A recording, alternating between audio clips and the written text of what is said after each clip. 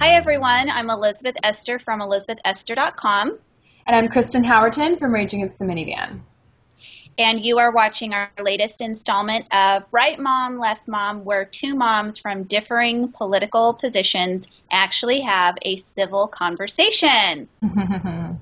So today we are going to be discussing sort of this relationship between politics and religion, specifically the religious right, the emergence of that, of coming into power in the 80s, the influence it's played in politics in the last 20 years or so, and our thoughts on it, and some of the reactions that we've witnessed, and what we see around us. Kristen, what is your position on that? What have you seen take place? Yeah, I think that my observation from both personal experience and what I kind of observe online is that there's this idea amongst many Christians that being Christian and being Republican are sort of, it's sort of the same thing. If you are a Christian, then by default, you should be Republican, and then you should believe all of the different tenets of being a Republican. I find it really troubling because I feel like, well, first of all, I think that the big elephant in the room there is the abortion issue.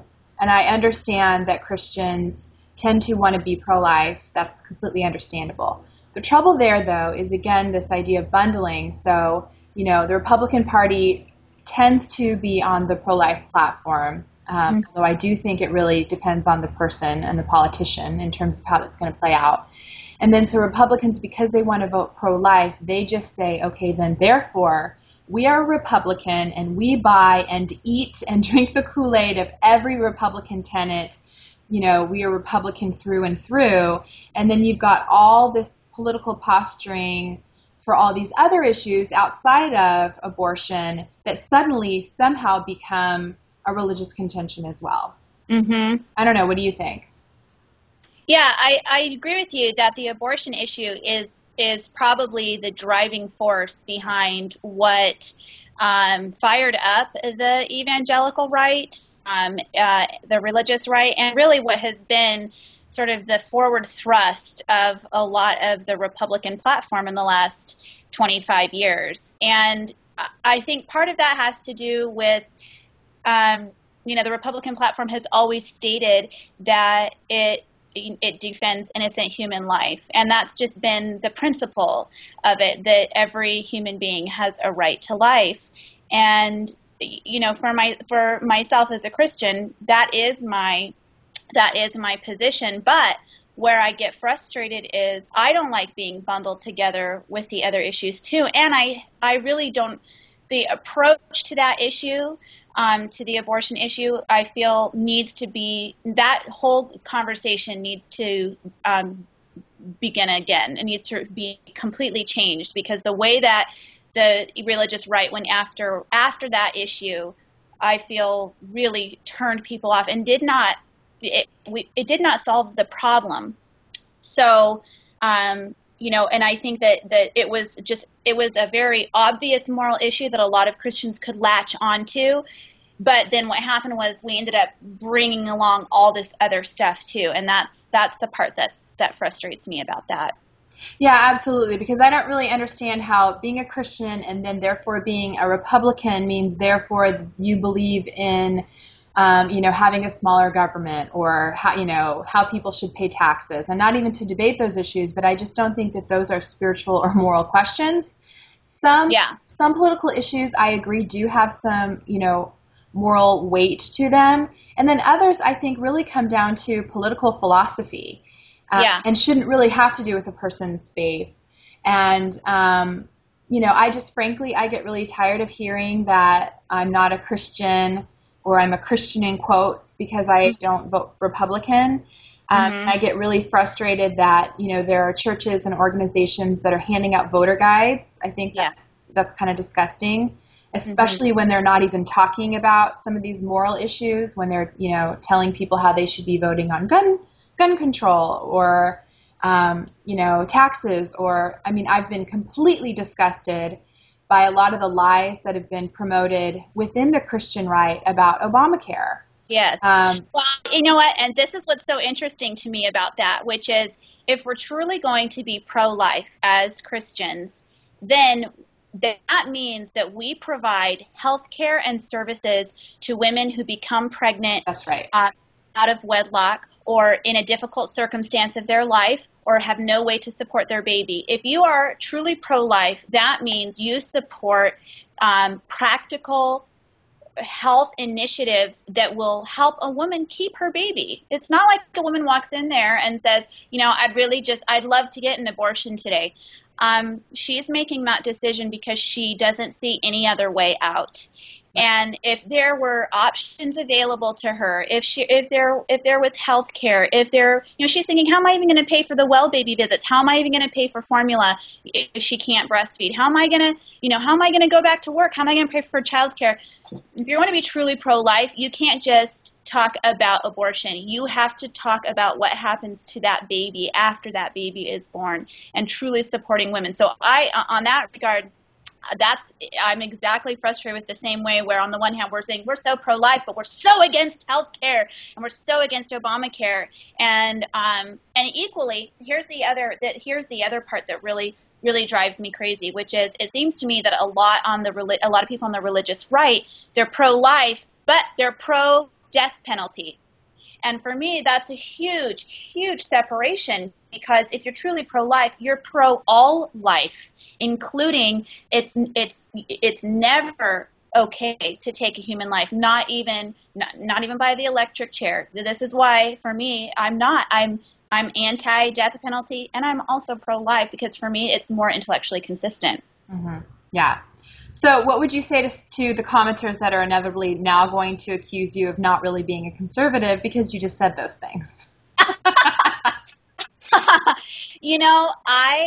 I think that's why we're having this conversation, because what has happened are people pigeonholing and saying, well, you can't truly be conservative if you believe this. I think it's far more conservative to be consistent on an issue. And I've chosen to be consistent on pro-life, and that means that I'm pro all life. I don't pick and choose which lives are worthy of life and which are not. And that means that I as we've seen through recent DNA testing, and people are being wrongfully convicted all the time. And how could which means at some point we possibly have sent someone to their death wrongfully. And I don't know, how do you deal with it when people say to you, well, how can you be a Democrat or how can you be liberal and be Christian? I feel like we're sort of in that same.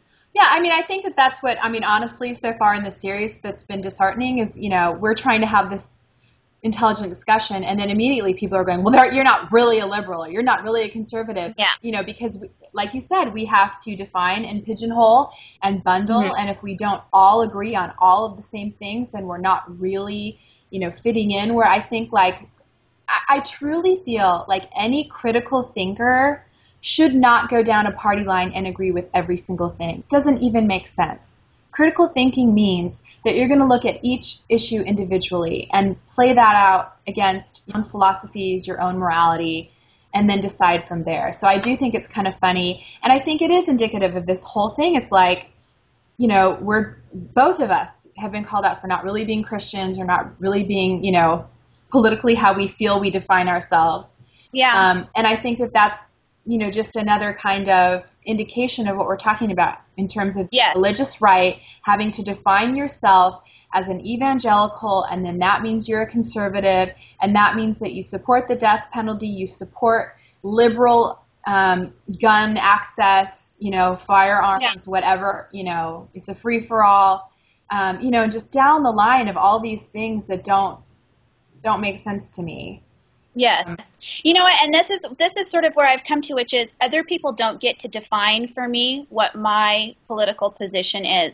Yeah. I do end up defining myself as more conservative simply because a couple of the key issues that I profoundly care about line up on that side. But to say that I'm not conservative because I don't line up on every single issue is just, that's why we needed to have this conversation. That's why we started this web series, because this is what's gone wrong in the political process today. And that's what's hindered us from being able to work together. Well, and I think it's like what's gone wrong in the political process also mirrors what is going wrong in my opinion, in religious circles and spiritual circles, Yeah. where we've become so inclusive, so clueless as to how we look to the rest of the world, so about rules and not about, spirituality or, thinking about how God or Jesus modeled these things for us, but really being about all these rules. I'll give an example from my own life. I grew up in a really conservative Christian home, conservative in every sense of the word. I was definitely indoctrinated that if you're a Christian, you're a Republican. I went to a Bible college. There was one guy that was a Democrat, and that was mentioned to me on my first day of classes as if he was a pedophile. We whispered it like, that's Yeah. a Democrat. Like it was a dirty secret.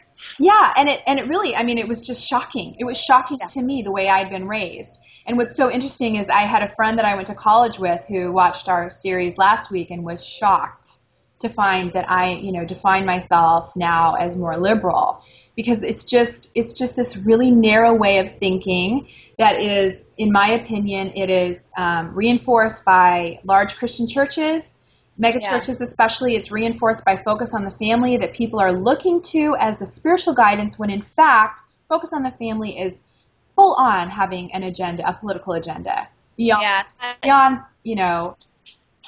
That's a huge issue to me, and and that we could almost even do a whole other segment on churches and religious organizations becoming actively involved in the political process, where, what's funny to me is they God forbid somebody take away their tax exempt status, because they have a right, darn it, to hand out their voter guides and vote as a block, which really does.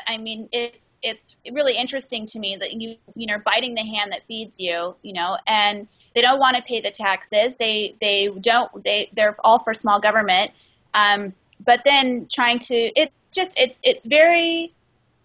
it feels incestuous to me, because didn't Jesus tell us, render unto Caesar what is Caesar's and render unto God what is God's?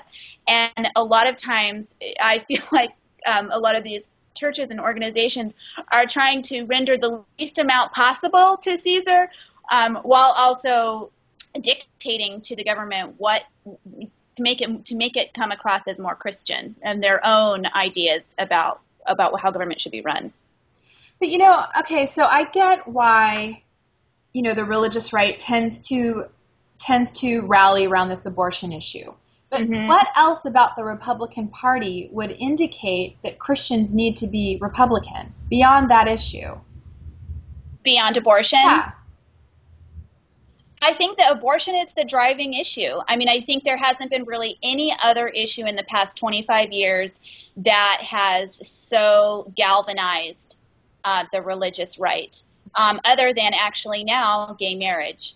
So, I see these two issues as being those two things have really driven that, and it's almost like people just look, where do the candidates line up on those two issues? Okay, I'm voting for that one, and that's unfortunate, because those two issues are not the sum total of life, and that part is frustrating to me. I feel that it's really interesting, because when I was listening to JFK's speeches, he sounded more conservative to me than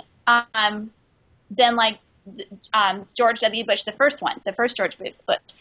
George W. George H. W. There you go.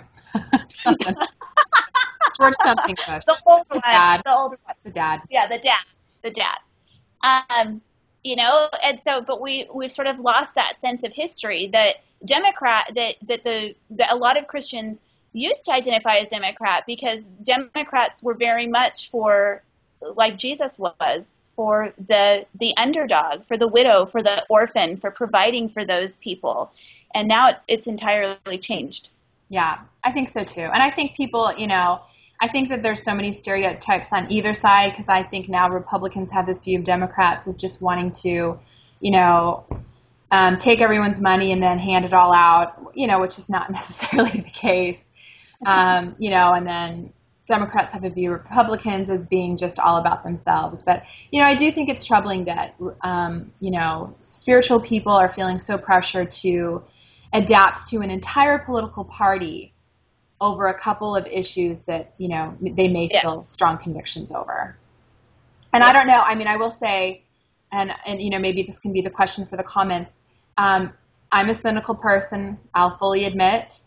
I am not 100% sure that abortion is the only driving issue here. I feel concerned that there is more of an agenda of people that are in power that are using the abortion issue to meet their own political gain because they know that it's a way to get votes, but that there's something else going on. Like, I don't know. What do you think about that? I'd say I would definitely see how someone can use that for political gain because they realize by lining up a certain way, they will just automatically be guaranteed certain votes.